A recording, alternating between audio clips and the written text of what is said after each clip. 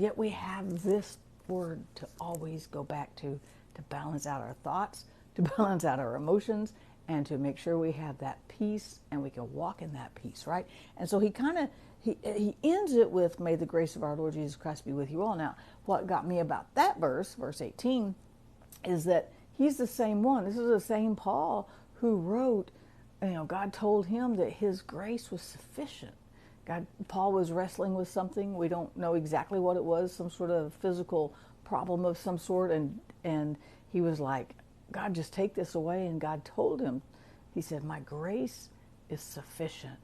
And Paul's writing here, may the grace of our Lord, that all-sufficient grace, be with you all. I love that he was pulling those pieces together and going, if grace is enough for me, grace is enough for you too, right? But the main thing I wanted to talk about, so this is a powerful three little verses right here. So much in these three little verses, right?